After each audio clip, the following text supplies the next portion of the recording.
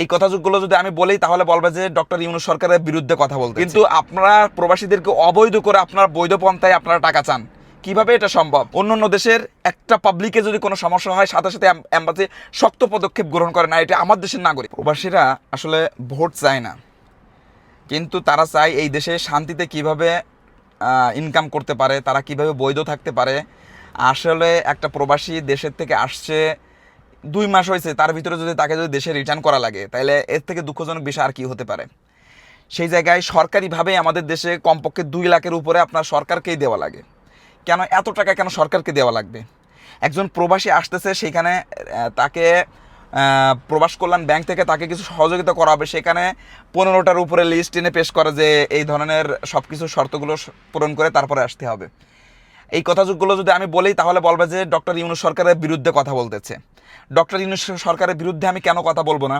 সে কি কাজ করেছে এই পর্যন্ত বাংলাদেশের মানুষের জন্য?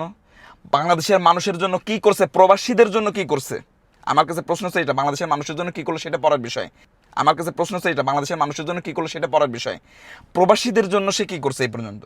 একটা কফি হাউস, এটা এটা কোনো প্রবাসীদের জন্য কোনো কাজ নয়। এই যে ভোটার অধিকারের জন্য কাজ করতেছে, এটাও কোনো কাজ নয়। প্রবাসীদের ভোট দিতে গেলেও তো দেখা যাচ্ছে কোথায় যাওয়া লাগবে তার কোনো নির্দিষ্ট ঠিকানা কী সিস্টেমে করবে। প্রবাসীরা ভোট চায় না, প্রবাসীরা এখানে শান্তিতে বসবাস করতে চায়, প্রবাসীরা এখানে শান্তিতে অর্থ কামাতে চায়, দেশের জন্য রেমিটেন্স পাঠাতে চায়।